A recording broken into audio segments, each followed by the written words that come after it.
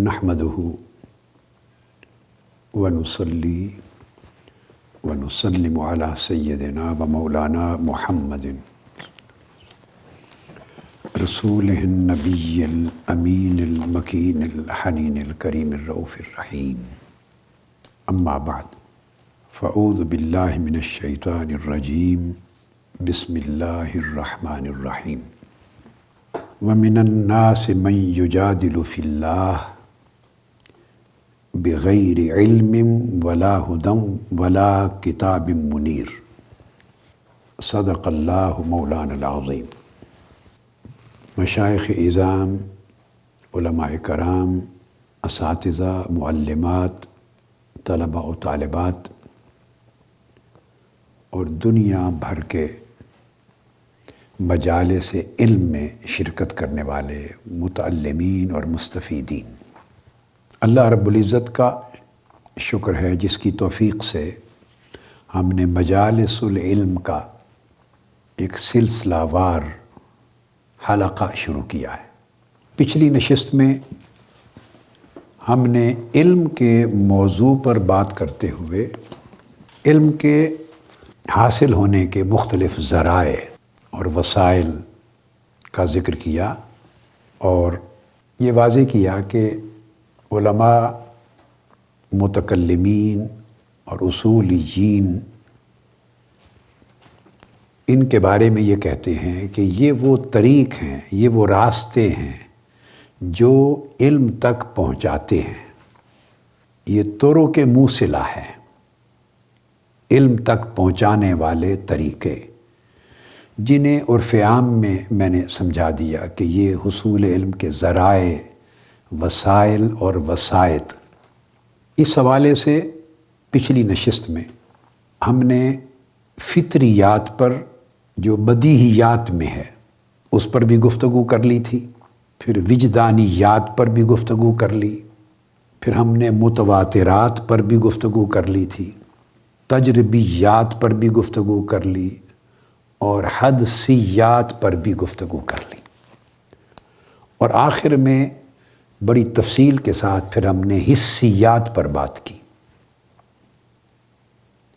یعنی جو ظاہری حواس خمسہ ہیں وہ کیا کیا ہیں، 5 حواس، اور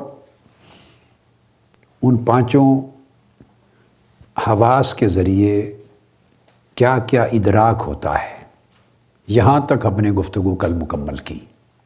میں اپنی گفتگو کے ساتھ ساتھ علماء کے لیے اور طلباء کے لیے جنہیں کتابوں کے ساتھ شغف ہے اور مصادر کے مطالعہ کا شوق ہے، تو میں وہ مراجع، وہ مصادر اور وہ کتب ان کا ریفرنس بھی دیتا جاتا ہوں تاکہ جو کتب سے براہ راست ان ابحاث کو، بحثوں کو تفصیل سے مزید، بہت سی چیزیں ایسی ہیں چونکہ اس وقت میرے سامعین میں یا ہماری مجالس ذکر میں جو شرکاء ہیں، میں نے اس کا ذکر پچھلی نشست میں کیا تھا کہ وہ ان کی ذہنی اور علمی سطح ایک نہیں ہے، بڑی متفاوت ہے، یعنی مختلف ہے۔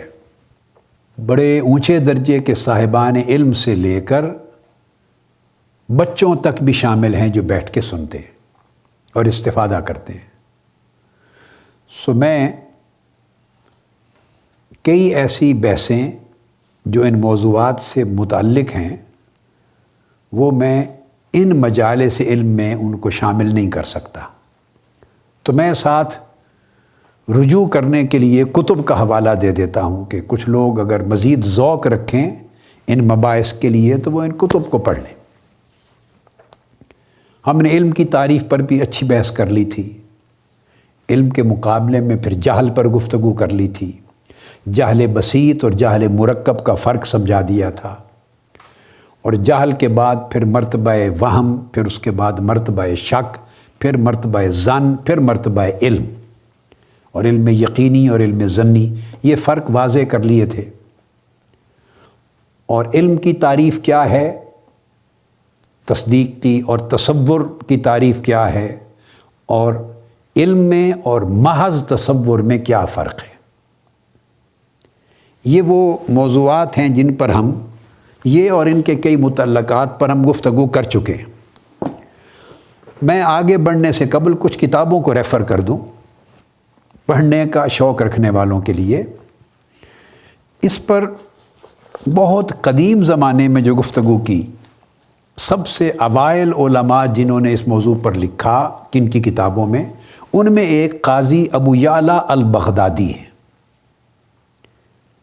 ان کی وفات 458 ہجری میں ہوئی، اور ان کی کتاب ہے المعتمد فی اصول الدین۔ عام طور پہ بغدادی کی اصول الدین یہ کتاب لکھ دیا جاتا ہے نام، مگر اس کا اصل نام ہے المعتمد فی اصول الدین۔ تو انہوں نے بھی اپنی کتاب میں جو پڑھنا چاہے تو علم کے اوپر اچھی گفتگو کی ہے، اور یہ بعد کے تمام لکھنے والوں میں مقدم ہے، متقدم ہے، جو سب سے پہلے اس پر بحث میں آئے۔ تو انہوں نے علم پر اور معلومات کیسے حاصل ہوتی ہیں، ان کے وجوہ پر، ان کی اقسام پر اچھی گفتگو کی ہے، اور ہم وہ گفتگو پچھلی نشست میں کر چکے ہیں۔ میں آج محض ریفرنس کے طور پہ کوٹ کر رہا ہوں۔ تو یہ کتاب اچھی تفصیلات کے ساتھ ہے، زیادہ مثالوں کے ساتھ ہے، اور اچھی بحثیں ہیں، اور مختلف پہلو انہوں نے اس موضوع کے کور کیے ہیں۔ علم کی تعریف کے باب میں، جیسا کہ پہلے میں نے ذکر کیا، بہت بحثیں ہوئیں کہ علم کسے کہتے ہیں۔ میں نے اختصار سے کہہ دیا تھا کہ جو فلاسفہ تھے وہ تصور ذہنی کو بھی علم کہہ دیتے تھے، لیکن متکلمین کی اکثریت نے اور اجماع یا ان کا نقطہ نظر یہ ہوا کہ وہ تصور ذہنی کئی صفات سے خالی ہوتا ہے، اس لیے علم اس کے آگے ایک درجہ ہے۔ تو میں نے یہ واضح کیا تھا کہ حواس خمسہ، جو حواس خمسہ ظاہری ہیں، ان سے جو کچھ ملتا ہے اس کو ادراک کہتے ہیں۔ تو میں نے ادراک کے اس معنی کو لیا کہ ادراک علم نہیں ہے۔ بعضوں نے ادراک ہی کو علم کہا۔ تو میں نے یہ فائنل تمام بحثوں کے بعد جس نتیجے پر پہنچے صدیوں میں نے ایک خلاصہ بیان کر دیا۔ ادراک پرسیپشن ہے۔ ادراک کے بعد ایک تصور قائم ہوتا ہے ذہن میں، تصور کنسیپشن ہے، اور تصور کچھ اور شرائط کو پورا کرتا ہے۔ جب اس تصور میں قطعیت آ جاتی ہے، یقین آ جاتا ہے، مرتبہ ذہن اس کی تصدیق کرتا ہے، جزم آ جاتا ہے، اس کے اوپر ذہن کو سکون، جزم آ جاتا ہے، اور وہ مطابق واقعہ ہو جاتا ہے، صحت آ جاتی ہے، یہ ساری خوبیاں جب اس میں مل جاتی ہیں تو پھر وہ علم کہلاتا ہے، نالج بنتا ہے۔ تو یہ مراحل ہیں۔ اب دلچسپ بات ہے کہ اٹ سیلف علم کیا ہے، اس کی تعریف پر بھی پہلے زمانوں میں اختلاف ہوا، باریک باریک اختلاف اہل علم کے ہاں، مناطقہ کے نزدیک، اصولیین کے نزدیک، علم الاصول کے ماہرین اور علم کلام کے ماہرین کے مابین ہوا کرتے تھے۔ اگر اہل سنت میں جو ماتوریدی نقطہ نظر ہے، اس حوالے سے ان بحثوں کو دیکھنا ہو تو شاندار بحث کی ہے امام ابو المعین میمون بن محمد النصفی۔ ان کی کتاب ہے تبصرۃ الادلہ، یہ بھی اصول الدین میں ہے یہ کتاب، 2 جلدوں میں، تبصرۃ الادلہ۔ ان کی وفات 508 ہجری میں ہوئی، امام ابو المعین النصفی کی۔ تو یہ امام ابو منصور الماتوریدی کے طریق پر علم التوحید اور علم العقیدہ اور علم الکلام کی بحث کو بیان کرتے ہیں۔ تو انہوں نے اچھی بحث کی ہے، الکلام فی تحدید العلم، یہ باب قائم کیا ہے، اور اس میں علم کی تعریفات بیان کی ہیں۔ تو اس کو پڑھنے کے لیے میں نے ریفر کر دیا ہے کہ جو پڑھنا چاہیں تو اپنے ذوق اور شوق کے لیے پڑھ لیں۔ اسی طرح الارشاد ہے امام ابو المعالی الجوینی کی، الارشاد، انہوں نے بھی علم کے اوپر بحثیں کی ہیں، اور دیگر کتب میں بھی بحثیں موجود ہیں۔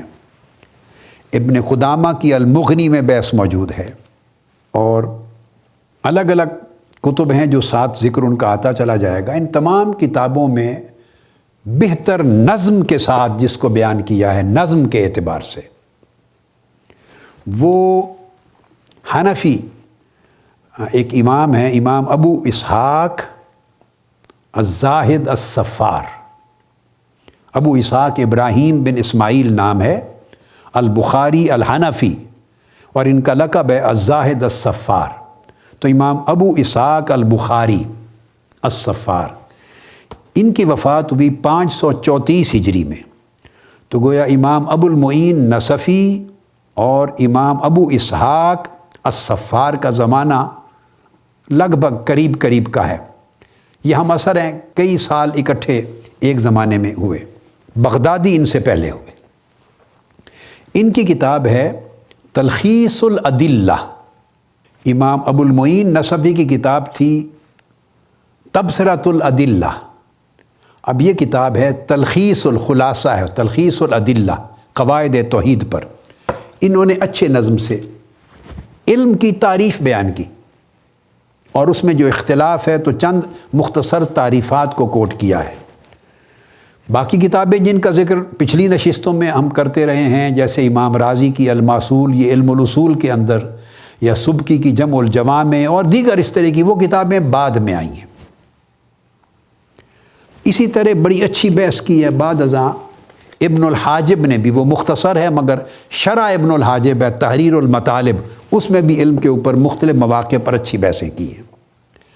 میں امام ابو اسحاق الصفار البخاری، ان سے وہ چند تعریفیں کوٹ کر دیتا ہوں علم کے بارے میں۔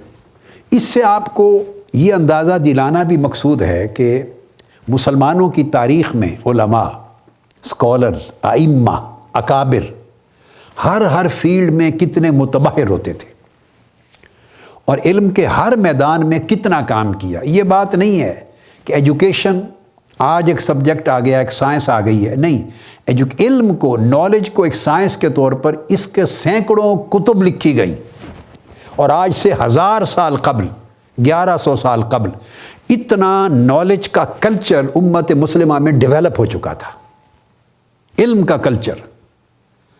کیوں؟ کہ اس کی بنیاد قرآن مجید نے اور صاحب قرآن آقا علیہ الصلوۃ والسلام نے رکھ دی تھی۔ جب قرآن مجید کی اترنے والی پہلی آیت ہی بیان علم پر مبنی ہوگی، تو اس امت کی پہلی صدیوں میں اندازہ کر لیں کہ علم کی اہمیت اور فضیلت کا عالم اور اس کا شوق و شغف، اس کا مرتبہ کیا ہوگا۔ اقرأ بسم ربک الذی خلق، خلق الانسان من علق، اقرأ وربک الاکرم الذی علم بالقلم، علم الانسان ما لم یعلم۔ پہلی 5 آیتیں جو غار حرا میں اتری، ان 5 پہلی اترنے والی آیتوں کا موضوع ہی علم تھا، موضوع ہی علم تھا۔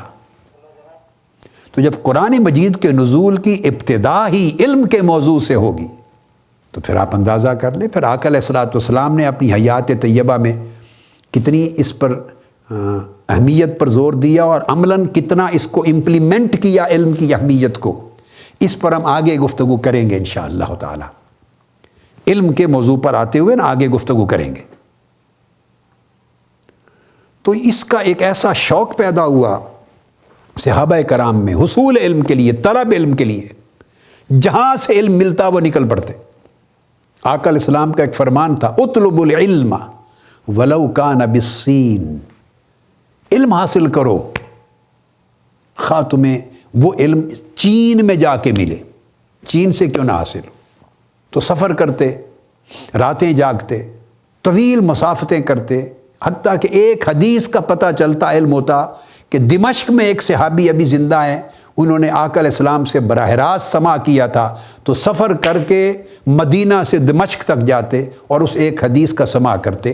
یہ علم کے حصول کا شغف تھا، یہ شوق تھا، یہ لگن تھی، یہ محبت تھی، اور بڑھتا چلا گیا. پھر اس طرح صحابہ کرام کی زندگیاں، پھر تابعین کی زندگیاں، پھر اتباع التابعین کی زندگیاں، پھر سلف صالحین. علم بڑھتا بھی گیا، زیادہ مرتب بھی ہوتا گیا، زیادہ منظم بھی ہوتا گیا.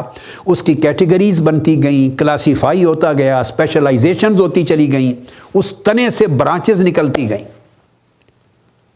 اور یہ وہ دور ہے پہلی 3 4 5 صدیوں کا جب یورپ تاریکی میں ڈوبا ہوا تھا.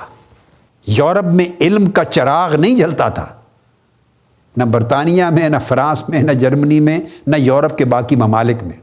تہی دامن تھا یورپ علم سے. اور میں اس علم سے مراد صرف قرآن اور حدیث کا علم ہی نہیں لے رہا، سائنٹیفک علم، ٹیکنالوجی کا علم، فلسفی کا علم، ریشنل نالجز بھی، سیکولر نالج بھی، سائنٹیفک نالج بھی، ہیومن نالجز بھی. ہر قسم کا علم یورپ تہی دامن تھا. اور اسلام کا دامن علم کے ساتھ معمور تھا، بھرا ہوا تھا. یعنی اس پر بحثیں ہوتی تھی کہ علم کسے کہتے ہیں. یہ میں اس وجہ سے دے رہا ہوں تاکہ ہماری نوجوان نسل کو اپنے اسلاف کی عظمت علم سے آگاہی ہو. مجھے علم ہے، میں یہ سمجھتا ہوں کہ یہ تھوڑا سا یہ موضوع ہمارے نوجوان کو، بیٹے بیٹیوں کو ذرا بھاری لگے گا، تھوڑا سا بھاری لگے گا، لیکن یہی شوق اور لگن پیدا کرنا چاہتا ہوں. اور اس دور میں، دور جدید میں جو ہماری نسلیں ہیں، ان کا جو رشتہ کٹا ہوا ہے اپنے ماضی سے، اسلاف کی عظمت علمی سے، وہ رشتہ بھی جڑ جائے. ان کو ادراک ہو، پتہ ہو کہ ہمارے اکابر نے وہ کیوں اتنے بلند تھے. اور دنیا پہ حکومت کی مسلمانوں نے 1200 سال، 1100 سال حکومت کی، 12 صدیاں حکمران رہے دنیا کے. کیوں؟ زور علم کے ساتھ. 2 چیزوں کی طاقت تھی، علم اور کردار. تلوار کی طاقت سے 12 صدیاں کی حکمرانی نہیں رہی. علم اور کردار، یعنی علم اور تقوی. تو علم کا پتہ چلے ہمارے بیٹوں اور بیٹیوں کو اس دور میں کہ ہم آج سے 1000 سال قبل جو میڈیول پیریڈز ہیں یورپ کے، اس کو ڈارک ایجز کہتے ہیں. Dark ages. تو ویسٹرن نالج کی اور ویسٹرن سائنس کی کوئی کتاب اٹھا لیں، خواہ میڈیکل سائنس کی اٹھا لیں، خواہ آپ دیگر کیمسٹری کی اٹھا لیں، فزکس کی اٹھا لیں، آپ ہیومن سائنسز اٹھا لیں، آپ فلسفی کو اٹھا لیں، لا کو اور جورسپروڈنس کو اٹھا لیں، ٹیکنالوجی انجینئرنگ کو اٹھا لیں، جتنے بھی سائنٹیفک یا جو ماڈرن ریشنل سائنسز ہیں، علوم ہیں اور فنون ہیں، جب ان کی تاریخ کو پڑھیں تو ایک وقت آتا ہے کہ یہ یورپ کے اس پیریڈ کو ڈارک ایجز کہتے ہیں، کہ یہ اندھیرے کا زمانہ تھا، اندھیرا تھا، تاریکی میں ڈوبا ہوا تھا یورپ. اور یہ وہ دور ہے جب جو کوئینز ہوتی تھی، اس وقت میں بھی کوئینز تھی، کنگڈمز تھی، 6 مہینے غسل نہیں کرتی تھی، نہاتی نہیں تھی. تو طہارت کا، غسل کا، صفائی کا تصور نہیں تھا، ہاسپٹلز نہیں تھے، میڈیکل سائنسز نہیں تھی.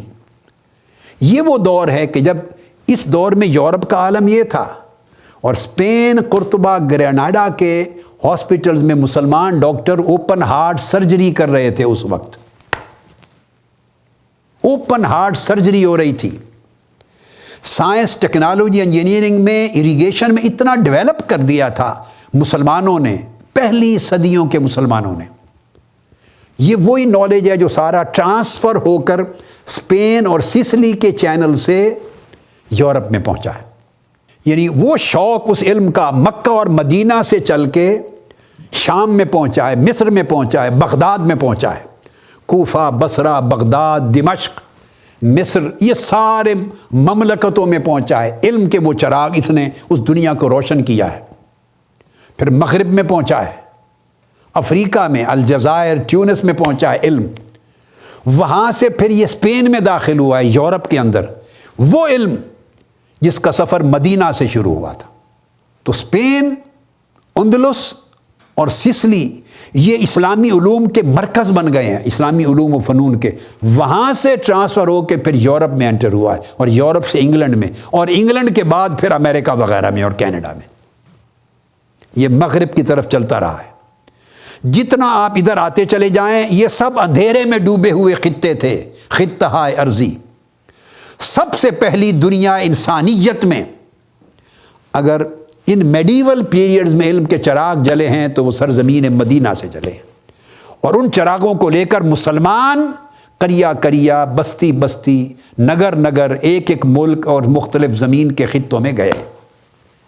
تو اس سے پہلے جو علم کا کلچر ہے وہ گریس کا تھا، اس لیے گریک فلسفی، گریک میڈیسن، گریک سائنس، وہ سب جب بات ہوتی ہے تو یونانی، طب یونانی، تو وہ گریک کی بات ہوتی ہے۔ تو گریک سے پہلے زمانہ، پھر یہ بیزنٹائن، یہ پیریڈ سارے آئے ہیں، سیولائزیشنز کے اپس اینڈ ڈاؤنز آتے رہے ہیں، مگر منبع قدیم زمانوں میں یونان رہا ہے۔ اس سے قبل پھر مصر تھا، مصر سے پہلے پھر عراق اور بابل نینوا کی سرزمین تھی۔ مگر یہاں ایک بات اور بھی بتا دوں، اگر یونان مرکز اور منبع تھا اور اس سے قبل مصر تھا، تو وہ سرزمین وہ ہے سارے خطہ ارضی جہاں انبیاء علیہ السلام آئے ہیں، جہاں بھی علم کے چراغ جلے ہیں اس کی تاریخ پڑھیں تو وہاں سینکڑوں ہزاروں کی تعداد میں انبیاء علیہ السلام آتے رہے ہیں۔ اس کے پیچھے عقل انسانی کو اور دانش انسانی کو روشن کرنے کی پوری تاریخ کے پیچھے کہیں نہ کہیں وحی ربانی ہے۔ دانش انسانی کے پیچھے کہیں نہ کہیں وحی ربانی کا نور ہے۔ بعد میں وہ تصورات بدل جائیں، کٹ جائیں، مگر ایک سلسلہ ہمیشہ وحی ربانی نے، انبیاء نے، علم نبوت نے انسانی عقل کو پوری تاریخ میں ہمیشہ جھنجھوڑا ہے اور جہل کے سمندر سے، جہالت کے سمندر سے نکال کے علم کی روشنی کی طرف چلایا ہے، سوچنے کی صلاحیت دی ہے۔ اس سے قبل اگر بابل کی سرزمین تھی، تہذیب کا، ان کا مرکز، وہ سیدنا ابراہیم علیہ السلام کا زمانہ ہے، عراق کا، اور نوح علیہ السلام تک کا زمانہ وہ سرزمین ہے۔ تو ہزارہ انبیاء اس سرزمین پہ آئے ہیں۔ تو اللہ رب العزت نے جب انبیاء کو بھیجا وحی کے ساتھ، ہر نبی آسمان سے علم لے کر وحی کی صورت میں اس نے انسانیت تک پہنچایا۔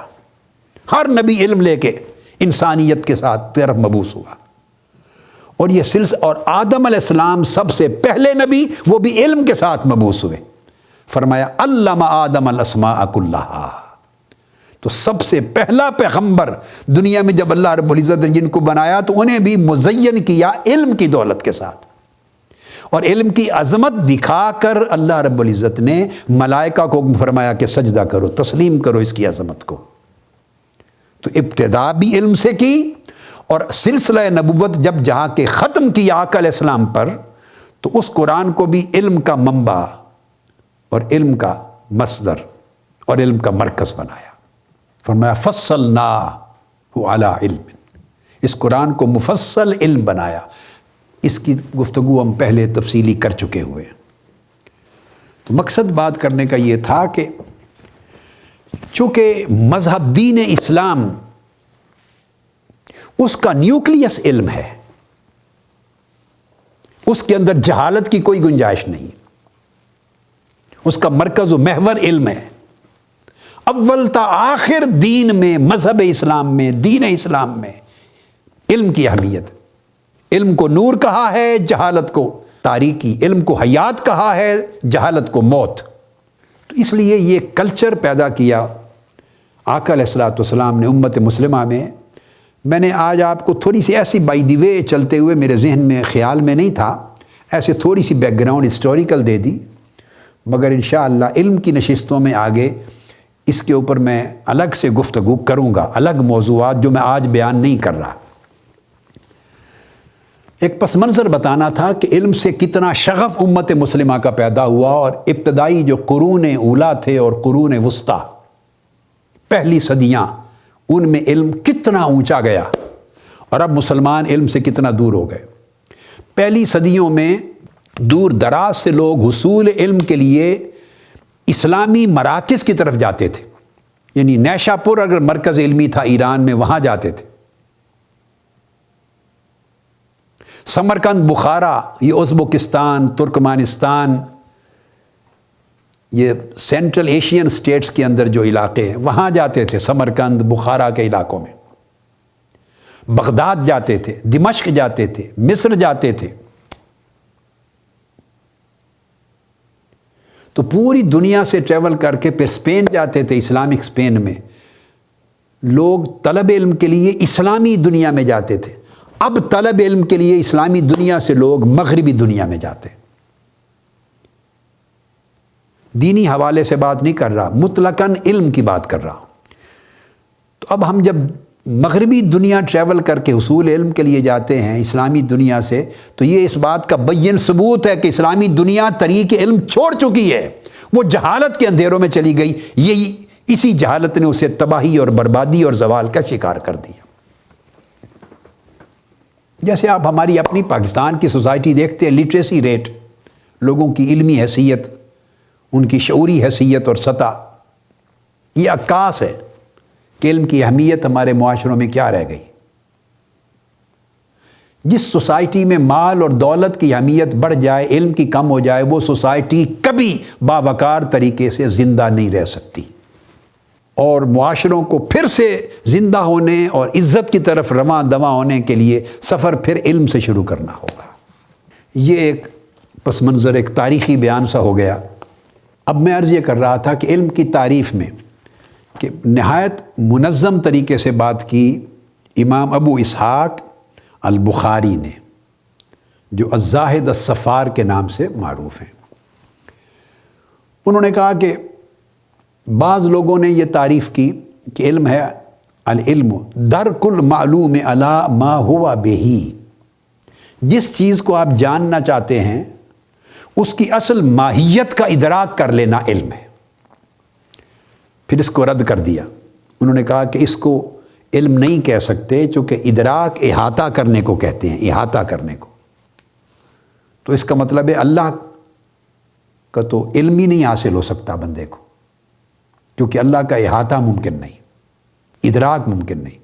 قرآن مجید میں کہا اللہ پاک، اللہ کا ادراک کوئی نہیں کر سکتا، ہاں اللہ ہر شے کا ادراک فرماتا ہے۔ تو جب اللہ کا ادراک نہیں ہو سکتا تو علم اللہ کے ساتھ، اللہ کو جاننے کا نام علم نہ ہوا، عالم باللہ نہ ہوا، علم باللہ کا وجود ختم ہو گیا، اس لیے اس تعریف کی نفی کر دی۔ پھر ایک اور تعریف کی، انہوں نے کہا العلم اثبات الشیء علی ما ہوا بہ، ایک چیز اپنی جس ماہیت اور حقیقت اور حالت پر ہے، آپ ہیں، انسان ہیں، آپ سامنے بیٹھے، اس کی جو ماہیت ہے، سر ہے، پاؤں ہیں، آنکھیں ہیں، اس کا چہرہ ہے، جسم ہے۔ ایک حیوان ہے، اس کی اپنی جو ماہیت، جو شکل، جو صورت، جو کیفیت جو اس کی ہے، کرسی ہے، میز ہے، قلم ہے، جو چیز بھی جس کو آپ جاننا چاہتے ہیں، اس کی ایک ماہیت ہے، اس کی ایک ایگزسٹنس ہے۔ تو جس حالت پر، ماہیت پر وہ ہے، اس کو ثابت کر دینا کہ وہ ایگزسٹ کرتی ہے، انہوں نے کہا اس کا نام علم ہے۔ پہلے نے کہا تھا کہ اس کے احاطہ کو، ادراک کا نام علم ہے، اس کی نفی کر دی۔ اب دوسری تعریف آئی کہ کسی چیز کو ثابت کر دینا جیسی ماہیت کے مطابق، اس کا نام علم ہے۔ اس کو ابو بکر القفال الشاشی، اس نے یہ تعریف دی۔ یہ ابو بکر محمد بن علی بن اسماعیل القفال الشاشی، یہ 291 میں ان کی وفات ہوئی، اور یہ محدث اور فقیہ اور مفسر تھے، اور مذہب فقہ، یہ جو ماوراء النہر کا علاقہ ہے، سمرقند، بخارا کا اوپر ماوراء النہر، وہاں فقہ شافعی ان کے ذریعے پھیلی۔ یہ وہ عالم ہیں جنہوں نے الفقہ الشافعی کا وہاں رواج دیا۔ تو اس کو پھر رد کر دیا۔ پھر بعضوں نے کہا العلم تبین المعلوم علی ما ہوا بہ، ایک چیز کی جو ماہیت ہے، اس ماہیت کے مطابق اس کا واضح ہو جانا کسی پر، تبین، اس کا واضح ہو جانا، تو اس کا نام علم ہے۔ لیکن آپ نے ایک چیز دیکھی جو ہم نے پچھلی نشست میں کہا تھا کہ ہر جگہ شرط علی ما ہوا بہ چل رہی ہے، یعنی اس کی ماہیت اور واقعہ کے مطابق ہو وہ معلومات۔ اگر واقعہ کے مطابق نہیں تو پھر وہ علم نہیں کہا جائے گا۔ اگر مطابق واقعہ نہیں تو اس کو جہل کہا ہے، جہالت جسے ہم کہتے ہیں، اس کو جہل کہا ہے، اور اس کو جہل مرکب کہا ہے، کہ اس کے بارے میں کچھ پتہ چلا کسی چیز کے بارے میں، مگر وہ اس کی اصل حقیقت، ماہیت اور حیت کے مطابق نہیں، غلط تصور قائم ہوا۔ یہ میں نے بتایا تھا پچھلی نشست میں، یہ جہل مرکب ہے۔ اور اگر سرے سے معلوم نہ ہو سکے، پتہ نہ چل سکے، سرے سے خانہ خالی ہو، اس کے بارے میں کچھ پتہ ہی نہ ہو، تو پھر وہ جہل بسیط ہے۔ تو علم ہونے کے لیے ضروری ہے کہ وہ جو چیز ایگزسٹ کرتی ہے، موجود ہے، اس کے بالکل مطابق حال، مطابق ماہیت، مطابق کیفیت، مطابق اصلیت، مطابق حقیقت، مطابق واقعہ وہ تصور قائم ہو، معلومات حاصل ہو۔ تو گویا یہاں میں اور سمجھانے کے لیے کہوں گا کہ علم میں شرط ہو گئی کہ اس کے اندر صحت ہونی چاہیے۔ اگر معلوم جو چیز ہوئی وہ صحیح نہیں معلوم ہوئی تو وہ اس کو علم نہیں کہتے، وہ تصور ہو سکتا ہے، اسے کچھ اور آپ کہہ سکتے ہیں، وہ جہل مرکب ہو سکتا ہے، وہ تصور کی کوئی شکل ہو سکتی ہے، وہ وہم ہو سکتا ہے، وہ شک ہو سکتا ہے، وہ ظن ہو سکتا ہے، کئی مرتبے ہیں، کئی تعریفات ہیں، مگر علم نہیں۔ علم کے لیے شرط ہے کہ اس میں صحت ہو، مطابق واقعہ ہو۔ یہ بات درست، اس لیے کہتے ہیں کہ علم صحیح ہے، اور علم صحیح تبھی ہوگا جب آپ اللہ رب العزت کی ذات و صفات کی معرفت کی طرف جائیں گے، تو پھر پتہ کرنا پڑے گا کہ اس کے علم صحیح کے لیے کون سا ذریعہ اور کون سا وسیلہ ایسا ہے جو ہمیں اس کے علم صحیح تک پہنچائے۔ کسی نے تعریف کر دی کہ معرفت المعلوم علی ما ہوا بہی، یہ جو چوتھی تعریف تھی، تبین، واضح ہو جانا، آشکار ہو جانا کسی چیز کا اس کی ماہیت کے مطابق، تو اس کو امام نصفی نے بیان کیا ہے کہ یہ ابو اسحاق اسفرائینی کا قول ہے، یہ انہوں نے یہ تعریف کی ہے۔ پھر بعد میں لوگوں نے اس کو کئیوں نے اپنایا، کئی رد کرتے رہے۔ بعضوں نے کہا کہ معلوم جس کو آپ علم حاصل کرنا چاہ رہے ہیں اس کی معرفت ہو جائے عین مطابق واقعہ تو وہ علم ہے۔ پھر اس کو بھی رد کیا، انہوں نے کہا کہ علم اور معرفت میں فرق ہے، اس بحث میں نہیں جاتے۔ پھر کعبی ایک معتزلی رؤساء میں سے، معتزلہ کے اسکالر، بڑے علماء میں سے ہیں، اس نے ابو القاسم عبداللہ الکعبی البلخی، تو انہوں نے تعریف کی، اس نے کہا ان العلم اعتقاد المعلوم علی ما ہوا بہ، کہ جو چیز بھی معلوم کی وہ عین مطابق ماہیت اس پر اگر عقیدہ قائم ہو جائے، اس کا اعتقاد بن جائے تو اس کو علم کہتے ہیں۔ اور بعض معتزلہ نے اعتقاد کے ساتھ سکون نفس کو اضافہ کیا کہ اطمینان بھی ہو جائے، نفس کو سکون بھی ہو جائے، اس کو بھی رد کر دیا۔ اس نے کہا کہ یہ جو تعریف ہے یہ بھی بغدادی نے اصول الدین میں اور نصفی نے کہا کہ دراصل ابو ہاشم الجبائی وہ دراصل اس تعریف کی طرف منسوب کیا کہ یہ ان کا قول ہے۔ تو انہوں نے کہا اعتقاد قلب کا ایک فعل ہے تو علم وہ نہیں ہے۔ علی ھذا القیاس ابراہیم النظام نے ایک تعریف دی۔ آگے چل کر یہ امام زاہد الصفار، ابو اسحاق البخاری، وہ بیان کرتے ہیں، جہاں کنکلوڈ کرتے ہیں کہ تمام تعریفوں کو بیان کر کے اس کے نقائص واضح کر کے اینڈ پر آتے ہیں کہ علم وہ ہے، ایک ایسی صفت ہے، ادراک کی ایک ایسی میچیور اور تصور کی ایک ایسی میچیور اور فائنلائزڈ ایک فارم ہے جہاں خفا لا علمی اس چیز کے بارے میں ختم ہو جائے، جو ہر قسم کے جہل کو ختم کر دے، نہ اس کی معلومات ہونے میں غلطی رہے، نہ خفا رہے، نہ لا علمی اور بے خبری رہے، نہ غلطی رہے، نہ تردد رہے، نہ شک رہے، نہ وہم رہے، نہ ظن رہے، وہ مخفی نہ رہے، وہ چیز جو ایگزسٹ کرتی ہے اس کے جاننے میں خفا نہ رہے، وہ چیز مخفی نہ رہے، تو خفا کا اٹھ جانا، کشف ہو جانا، انکشاف ہو جانا اس چیز کی ماہیت اور حقیقت کے بارے میں، اس حالت کو وہ علم کہتے ہیں۔ پھر یہ جو تعریف ہے علم کی، اس تعریف کو امام نصفی اور امام ماتوریدی سمیت اور پھر آگے تفتازانی اور ان تمام علماء نے اس تعریف کو مجموعی طور پہ اپنایا ہے کہ یہ تعریف جامع اور کامل ہے، اور قرآن مجید کی آیات کی تائید حاصل ہے اس کو۔ قرآن مجید فرماتے، اللہ پاک کی شان ہے، فرماتے ہیں وَأَنَّ اللَّهَ قَدْ أَحَاطَ بِكُلِّ شَيْءٍ عِلْمًا، کہ اللہ تعالیٰ نے اپنے علم سے ہر شے کا احاطہ فرما لیا ہے۔ تو اس میں کسی چیز پر احاطہ ہونا بھی علم سے ثابت ہو گیا۔ اور پھر فرمایا إِنَّ اللَّهَ لَا يَخْفَى عَلَيْهِ شَيْءٌ فِي الْأَرْضِ وَلَا فِي السَّمَاءِ، نہ زمین میں نہ آسمان میں کوئی شے اللہ رب العزت پر مخفی نہیں ہے۔ کسی چیز کا مخفی نہ رہنا اللہ پر، خفا کے پردے کا اٹھ جانا۔ اب صاف ظاہر ہے اللہ کے علم کے لیے نہ پہلے پردہ تھا نہ اٹھا، اللہ کا علم قدیم ہے۔ اللہ کے علم کی شان بتا رہے ہیں کہ اللہ پر کوئی شے مخفی نہیں ہے، یہ نہیں کہ کبھی مخفی تھی اور اب نہیں رہی، نہ، یہ مخلوق کے علم کی، علم حادث کی، محدث کی شان ہے۔ تو اللہ پر کبھی بھی کوئی شے مخفی نہ تھی۔ تو یہ خفا کا اٹھ جانا، اس کو انتفاع الخفا، اس کو انہوں نے کہا کہ یہ علم کی تعریف پہ پوری اترتی ہے۔ تو یہ میں نے چند چیزیں آپ کو ایسے بعض نوجوانوں کے اور طلباء کے جو علم کے ساتھ شغف رکھتے ہیں اور ان کا شوق پیدا کرنے کے لیے اس لیے کی کہ پہلے ادوار میں علماء اسلام کس حد تک علم میں گہرائی میں گئے اور کس کس چیز کی باریکیوں میں گئے، کتنی بحثوں پر گئے۔ یہ نہیں ہے کہ آج چھوٹی چھوٹی چیز پر ڈیفرنٹ ڈیفینیشنز آتی ہیں۔ جب آپ لاء کو پڑھتے ہیں، انٹرنیشنل لاء کو پڑھتے ہیں یا میڈیسن میں کسی چیز کو پڑھتے ہیں تو سائنٹسٹ اس نے یہ تعریف کی، اس نے یہ ڈیفینیشن کی، اس نے اسٹیٹ کی یہ ڈیفینیشن کی، اس نے یہ کی، اس نے یہ کی، مختلف تعریفات آتی ہیں اور اپنے اپنے دماغ یوز کرتے ہیں۔ جورسپروڈنس کی کرتے ہیں تو ایک ایک چیز کی تعریف کی جاتی ہے، لاء کی تعریف کی، جرم کی تعریف کی، کرائم کی تعریف کی، سن کی تعریف کی، ہر چیز کی تعریفات ہیں۔ سوشیالوجی میں آپ چلے جائیں، کسی سبجیکٹ میں، تو مطلب کہنے کا یہ کہ یہ جو آپ آج ویسٹرن نالج میں اتنی باریکی اور گہرائی دیکھتے ہیں، اس کا موجد مغرب نہیں ہے۔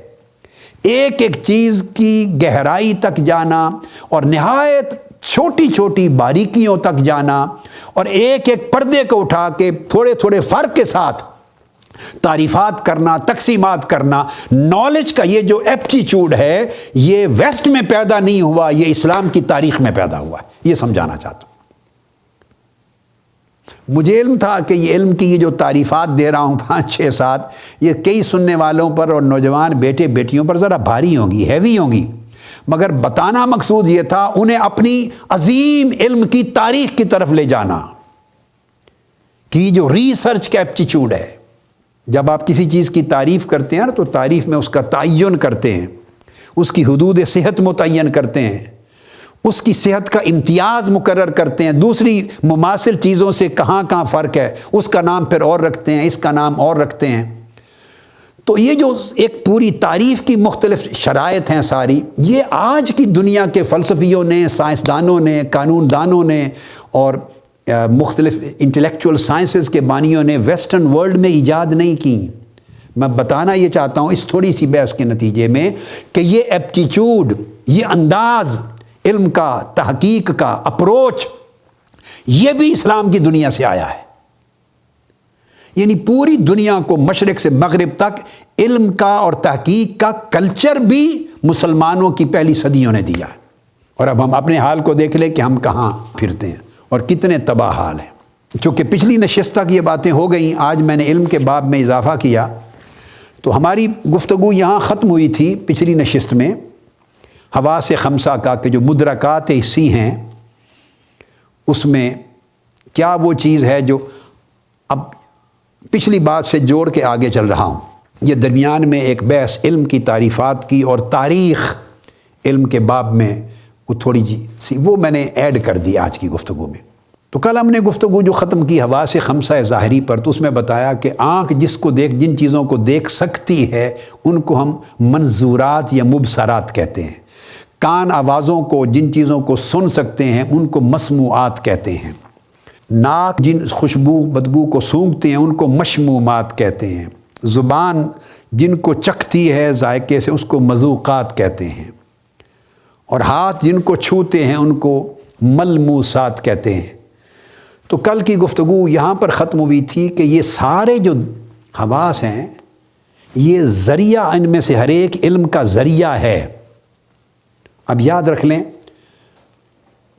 علم ایک منزل ہے جس تک پہنچنا ہے، اور ذریعہ ایک راستہ ہے۔ راستہ کبھی منزل نہیں ہوتا، مگر راستے کے بغیر منزل بھی نہیں ملتی۔ راستہ وسیلہ ہے۔ اللہ رب العزت نے ہر شے کے لیے ایک وسیلہ بنایا ہے، اس دنیا میں نظام ہی ایسا مقرر کیا۔ اولاد ہے تو ان کے وجود کا، اولاد کے موجود ہونے کا وسیلہ ان کے ماں باپ ہیں۔ تو ماں باپ کے یہی وسیلہ ہی ذریعہ ہوتا ہے، وہی واسطہ ہوتا ہے، وہی راستہ ہوتا ہے۔ یہ ایک ہی معنی کو بیان کرنے کے لیے مختلف الفاظ ہیں۔ آپ اگر یہاں آپ بیٹھے ہیں، میری گفتگو سن رہے ہیں، تو اب اپنے گھر جانا چاہیں گے تو صاف ظاہر ہے یہیں سے ہوا میں اڑ کے گھر کو نہیں پہنچ جائیں گے نا۔ آپ اپنے بیڈ روم میں اچانک کھڑے ہوں، ایسا تو نہیں ہوگا۔ اب یہاں سے نکلیں گے، کسی راستے پر جائیں گے اور راستہ ہی آپ کو اپنے گھر تک پہنچائے گا۔ تو راستے کے بغیر کبھی منزل نہیں ملتی۔ اسی طرح وسیلہ کے بغیر، واسطہ کے بغیر اور ذریعہ کے بغیر کبھی مقصود نہیں ملتا۔ یہ اللہ رب العزت کا قانون قدرت اور قانون فطرت ہے۔ تو مادی دنیا میں بھی اللہ رب العزت نے وسیلے بنائے ہیں، اور روحانی دنیا میں بھی اللہ رب العزت نے وسیلے بنائے ہیں۔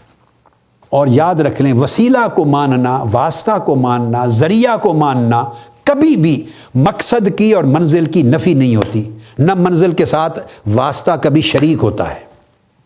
یہ بھی بائی دی وے ایک بات آ گئی، ذرائع کے حوالے سے میں واضح کرتا چلوں۔ بعض اوقات ہماری کم علمی یا کج فہمی کی وجہ سے ایک مغالطہ لگ جاتا ہے۔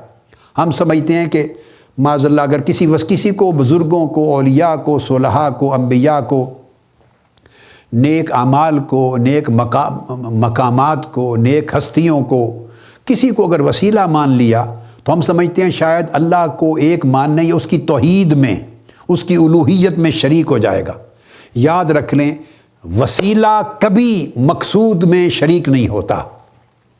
وہ شریک ہو ہی نہیں سکتے، ان میں شرکت ہی پاسبل نہیں۔ چونکہ وسیلہ ایک راستہ ہے، تو راستہ نے جہاں پر ختم ہونا ہے اس جگہ کا نام منزل ہے۔ تو منزل راستے میں نہیں ہے اور راستہ منزل میں نہیں ہے۔ راستے کی ایک اپنی ابتدا اور انتہا ہے، اور جب اس کی انتہا ہوتی ہے تو وہی جگہ منزل کی ہے، آپ کی مقصود کی، جہاں آپ نے پہنچنا ہے۔ تو یہ شریک ایک مقام، کبھی شرکت نہیں ہوتی ان کی۔ تو اولاد کا وسیلہ والدین ہے، پھر والدین پھر کبھی اولاد تھے، ان کا وسیلہ ان کے والدین، تو اس طرح ایک سلسلہ چلتا ہے۔ یہ ایک سلسلہ ہے، اور اللہ رب العزت نے کاز اینڈ ایفیکٹ کا ایک نظام اس کائنات میں بنایا ہے۔ اس طرح ہم جب ذرائع علم کی بات کرتے ہیں، حواس کی، تو حواس نہ خود علم ہے، نہ خود علم بناتے ہیں، نہ از خود علم تک پہنچاتے ہیں۔ از خود یہ ایک ذریعہ ہے، یہ ایک وسیلہ ہے، پھر یہ وسیلہ ایک اور وسیلے تک پہنچاتا ہے۔ یہ امپورٹنٹ بات۔ تو یہاں وسیلے پر وسیلہ جمع ہوتا ہے۔ وہ دوسرا وسیلہ کیا ہے؟ اس کا نام ہے عقل۔ پہلے وسیلے کا نام جو علم کے باب میں وہ حواس خمسہ ہیں۔ اب وہ حواس خمسہ تنہا اگر وسیلہ رہیں تو علم نہیں بنتا۔ محض حواس ادراک دیتے ہیں، وہ وسیلہ ادراک ہے، پرسیپشن دیتے ہیں۔ اب یہ حواس خمسہ، ہم چھوتے ہیں، کسی چیز کو دیکھتے ہیں، آواز کو سنتے ہیں، آنکھوں سے دیکھتے ہیں، سونگھتے ہیں، ہم چھوتے ہیں، تو جو کچھ بھی ہم دیکھتے ہیں اس سے جو تأثر پیدا ہوتا ہے، ادراک اس کا نام دیا گیا۔ اس کو حواس خمسہ آگے ایک نئے کارخانے میں منتقل کر دیتے ہیں۔ حواس کا کام ختم ہو جاتا ہے، اور اس کارخانے کا نام ہے عقل۔ تو عقل بھی علم کو تشکیل دینے میں واسطہ اور وسیلہ ہے۔ اس لیے جب حواس کی بات ہوتی ہے، حواس خمسہ ظاہری کی، تو یہ تنہا علم تک نہیں پہنچاتے، حواس کے ساتھ پھر عقل کا ذکر ضروری ہوتا ہے۔ حواس اور عقل مل کر علم تک پہنچاتے ہیں، وہ علم جو ان کے ذریعے جس کا حصول ممکن ہے۔ اب یہ چیز سمجھنے والی، حواس نے مختلف چیزوں کا ادراک لے کر ہمارے دماغ عقل تک پہنچا دیا، اور جیسے اس جسم کو اللہ رب العزت نے 5 حواس دیے ہیں، اور ہر ایک حس کے ذریعے اور حادثہ کے ذریعے الگ الگ قسم کا ادراک جو اس کے دائرے میں آتا ہے وہ پہنچ رہا ہے۔ آپ نے میری آواز سنی، گفتگو سن رہے ہیں، تو اب 2 چیزیں جا رہی ہیں۔ ایک، میں نے جو لفظ بولا، جملے بولے، تو اس کی آواز جو صوت ہے، آواز الفاظ کی جو ظاہری شکل ہے، وہ بھی کان لے کر اس حادثہ کے ذریعے عقل کو منتقل کر رہے ہیں۔ اور یعنی لفظ کی جو ظاہری صورت ہے اس کو بھی منتقل کر رہے ہیں، اور ہر اس لفظ کا کوئی مطلب بھی ہوگا، وہ لفظ کسی معنی پہ دلالت بھی کرتا ہے تو اس کا جو معنی ہے وہ معنی بھی منتقل ہو رہا ہے عقل میں۔ مثلا میں نے کہا پانی، پے الف پا نون یہ نی، واٹر، تو آپ نے لفظ واٹر سنا، لفظ ملک سنا، لفظ جوس سنا، لفظ سنا چیئر، کرسی، ٹیبل، میز، پین، یہ لفظ سنے، اینیمل، مین، یہ جو لفظ سنے تو اس لفظ کی ایک آواز بھی جا رہی ہے اور لفظ کی ایک صورت ہے وہ بھی عقل کو منتقل ہو رہی ہے، چونکہ کان اس صورت کو بھی سمجھ نہیں سکتے، سمجھ تو ہے نہیں اس جگہ پر، تو اس کی ظاہری صورت کو بھی منتقل کر دیا آگے۔ اور اب ہر ایک لفظ کا ایک معنی ہے، تو پانی کسی چیز کو کہتے ہیں تو وہ جو جس پر دلالت کرتا ہے وہ جو اس کا معنی ہے وہ بھی منتقل ہو رہا ہے۔ واٹر کا معنی منتقل ہو گیا، ملک کا معنی منتقل ہوا، چیئر کا معنی منتقل ہوا، ٹیبل کا معنی منتقل ہوا، اینیمل کا معنی منتقل ہوا۔ جو لفظ بولا اس لفظ کی ظاہری صورت بھی عقل کو منتقل کر دی اور اس لفظ کا معنی بھی عقل کو منتقل ہو گیا۔ کان نے یہ کام کیا جو حادثہ سمع ہے۔ اسی طرح دیکھا کسی چیز کو تو دیکھا تو دیکھنے سے کوئی صورت تھی، کسی چیز آپ کو دیکھا تو ایک شکل تھی، جھیل کو دیکھا، سمندر کو دیکھا، کسی عمارت کو دیکھا، گاڑی کو دیکھا، کار کو دیکھا، ایک شکل تھی، انسان کو دیکھا، حیوان کو دیکھا، تو وہ جو جس چیز کو آنکھ نے دیکھا اس کی ظاہری صورت بھی عقل کو منتقل کر دی اور اس کا جو ایک معنی ہے وہ بھی عقل کو منتقل کر دیا۔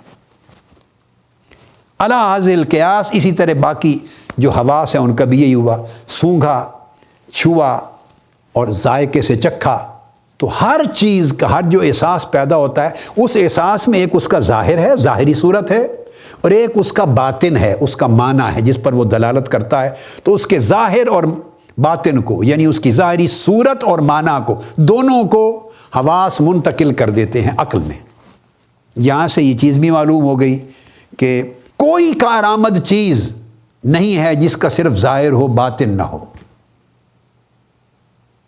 جس چیز کا ظاہر ہے اس کا ایک باطن بھی ہے، قلب کا ایک ظاہر ہے اس کا ایک باطن بھی ہے۔